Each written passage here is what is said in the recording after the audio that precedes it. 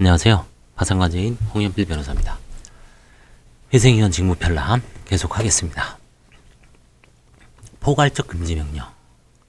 포괄적 금지명령이 뭐냐면 법원은 개인 회생 절차 개시 신청이 있는 경우 채무자회생법 593조 1항의 규정에 의한 중지 금지명령에 의해서는 개인 회생 절차의 목적을 충분히 달성하지 못할 우려가 있다고 인정할 만한 특별한 사정이 있는 때에는 이해관계인이 신청에 의하거나 직권으로 개인회생 절차 개시 신청에 대한 결정이 있을 때까지 모든 개인회생 채권자에 대하여 개인회생 채권에 기한 강제집행, 가압류, 가처분 또는 담보권 실행에 의한 경매 절차의 금지를 명할 수 있다. 이러한 금지명령을 포괄적 금지명령이라고 합니다.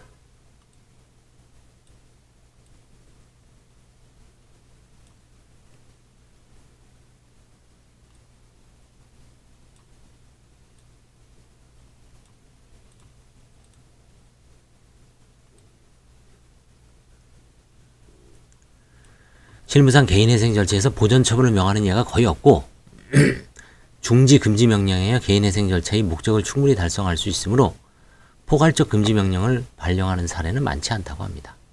신청권자는 채무자회생법 45조 1항은 포괄적 금지명령 신청권자를 이해관계인이라고 적고 있으나 앞에서 설명했듯이 이해관계인에는 채무자가 포함된다고 보고 있습니다. 포괄적 금지명령은 두 가지 요건 모두가 만족된 경우에 하나여 인정될 수 있습니다. 가. 채무자의 주요한 재산에 관하여 보존처분이 이미 행하여졌거나 포괄적 금지명령과 동시에 보존처분을 행하는 경우 포괄적 금지명령이 발령되면 절차 개시를 기다리지 않고 전체 채권자의 권리 행사에 제약을 가하게 되는데 채무자가 자신이 관리처분권을 그대로 가지고 있다면 재산은닉 등으로 채무자의 재산이 산일될 위험성이 생기므로 채무자에 대하여도 일정한 행위를 제한함으로써 재산이 산일을 방지할 필요성이 있기 때문에 포괄적 금지명령을 하기 전에 또는 동시에 보존처분이 행해질 것을 요건으로 하고 있습니다. 두 번째, 중지금지명령에 의한 개인회생 절차의 목적을 충분히 달성하지 못할 우려가 있다고 인정할 만한 특별한 사정이 있는데 이 특별한 사정이란 예를 들면 다수의 자산이 서로 다른 법원의 관할 지역에 산지에 있고 여기도 있고 저기도 있고 뭐 서울에도 있고 재산이 부산에도 있고 배도 있고 부동산도 있고 뭐 비행기도 있고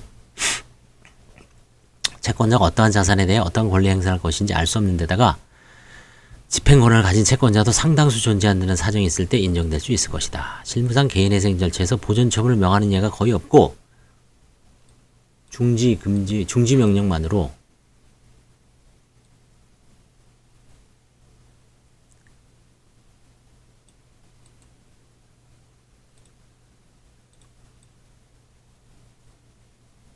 실무상 개인회생 절차에서 보존처분을 명하는 예가 거의 없고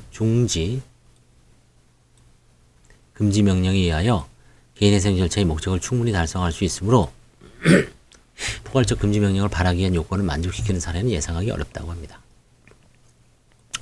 포괄적 금지명령의 대상은 개인회생 채권에 의한 강제집행입니다. 개인회생 절차 개시된다면 개인회생 채권으로 될 채권에 의하여 채무자의 재산에 대하여 행할 강제집행, 가압류, 가처분, 담보권 실행 경매 절차의 하나에 금지할 수 있습니다.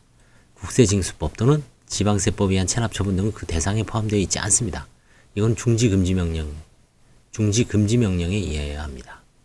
포괄적 금지명령의 효력의 발생 시기, 효력의 발생 시기. 포괄적 금지명령은 채무자에게 결정서가 송달된 때로부터 효력을 발생합니다. 포괄적 금지명령의 상대방은 채권자이므로 채권자에게 송달되었을 때 효력이 발생한다는 견해도 있을 것 같지만 개인회생 절차 개시 전의 단계에서는 모든 채권자에게 알려져 있다고 할 수 없고 또한 알려져 있는 채권자에 대한 송달 시기가 다르며 강제집행 등의 중지금지 효력 발생 시기가 개별적으로 나뉘어 바람직하지 않으므로 채무자에게 송달되었을 때 효력이 발생됐습니다. 효과. 개인회생 채권자는 채무자의 모든 재산에 관하여 개인회생 채권에 의한 강제집행 등을 할 수 없게 되고 이미 행한 경우는 중지된다고 합니다.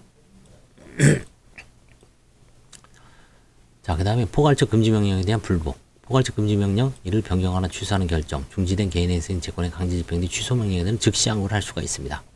위 즉시항고는 집행정지 효력이 없습니다. 금지 중지명령에 대해서는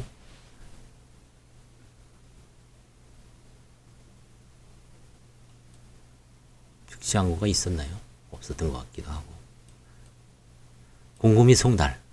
포괄적 금지명령이나 이를 변경 또는 취소하는 결정이 있을 때는 법원이 이를 공고하고 그 결정서를 채무자 및 신청인에게 송달하여야 하며 그 결정이 주문을 기재한 서면을 법원이 알고 있는 개인회생 채권자 및 채무자에게 송달하여야 합니다. 보전처분 등과 관련한 업무, 보전처분 중지 금지 명령은 개인회생 절차 내에서 행해지는 결정에 불과하므로 별도로 사건 번호를 부여하지 않고 기록의 편철이 있어도 가철한다고 합니다. 기본 기록에 이제 이렇게 덧붙여서 철하는 걸 말하는 거죠. 별도로 편철하는 게 아니라. 보전처분 신청서와 중지금령 신청서는 각 2,000원의 인지를 붙이고요. 일단 명령된 보전처분, 중지금지명령, 포괄적 금지명령은 개시 신청, 취하 허가 결정의 확정으로 말미암아 그 모두 효력을 잃게 되고 중지된 절차는 다시 진행을 하게 됩니다. 한편 개인회생 절차 개시 신청과 동시에 중지금지명령 신청하였으나 개인회생 절차 개시 신청을 취하한 경우에는 절차가 바로 종결되므로 중지금지명령 신청에 대해 별도로 판단할 필요가 없겠죠. 그래서 이번 시간에는 포괄적 금지명령에 대해서 알아봤습니다. 감사합니다.